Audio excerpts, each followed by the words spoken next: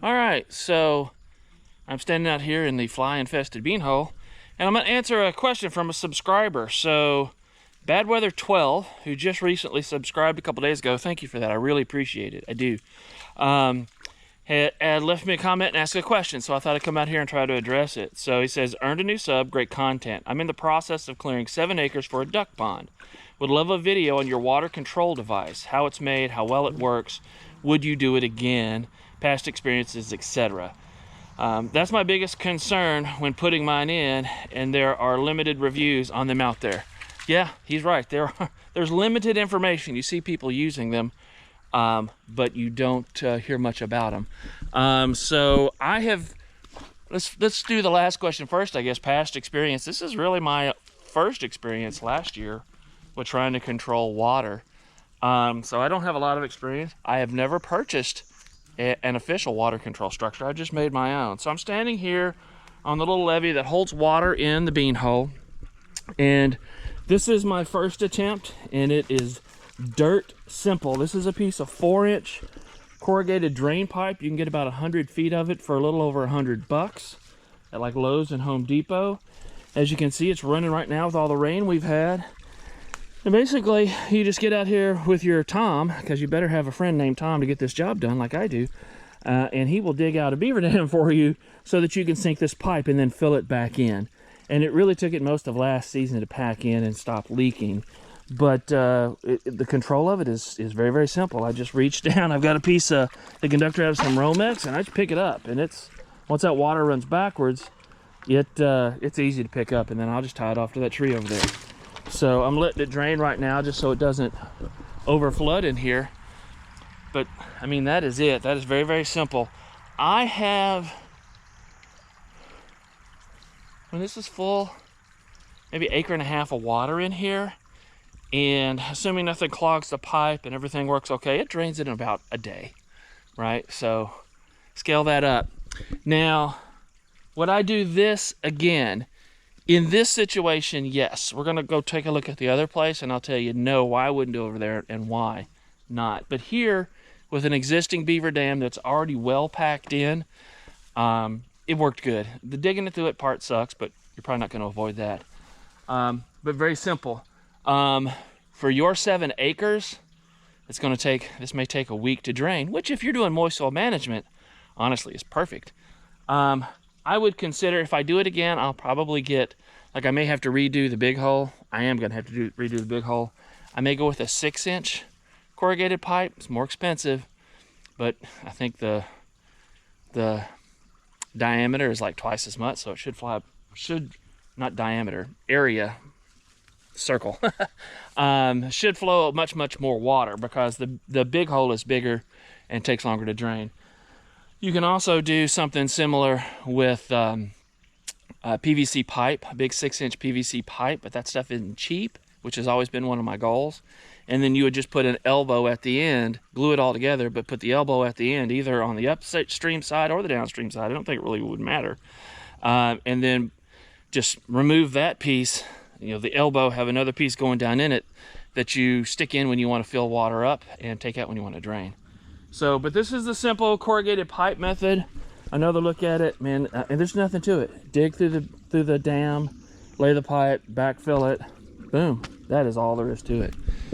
So let's go take a look at the other one over here, and we'll talk about it.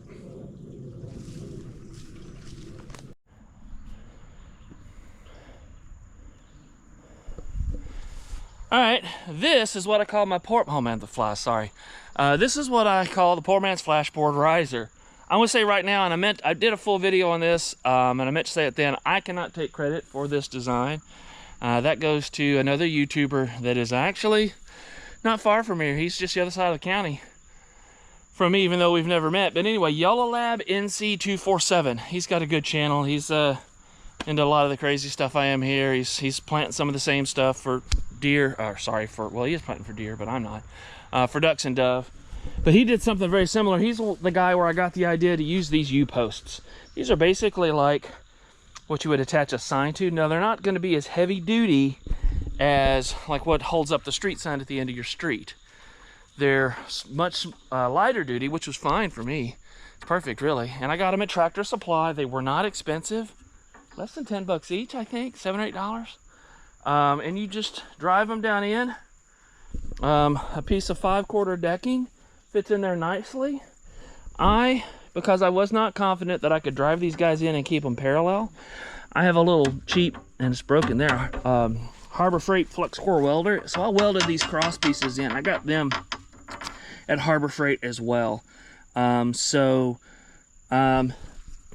I'm losing my train of thought. It's working pretty good. I'm afraid that I have my boards in too tight. They may be somewhat of a witch to get out of there. And as you can see, it's leaking. So herein lies where I need to think this through better. You see where I drove that one piece in next to it? This is basically not doing anything right now, to be quite honest with you. It's flowing through here full steam. So I'm gonna have to figure that out. I'm either gonna take another piece of 5/4, cut a point on it, and maybe drive it in right here.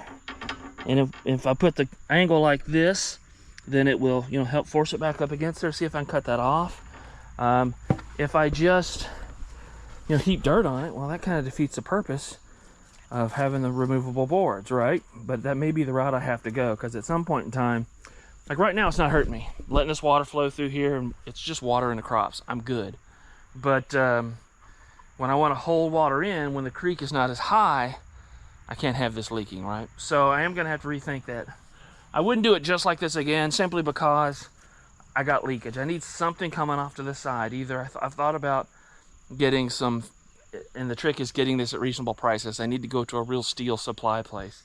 But some type of I'd call it a skirt, coming out to the side, as far as I can go, whatever. And getting that so that it will prevent that water from leaking around.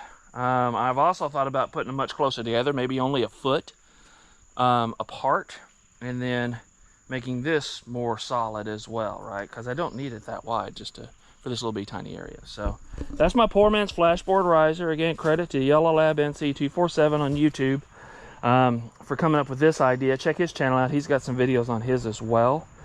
Yeah, that's it. Trying to keep it simple and cheap.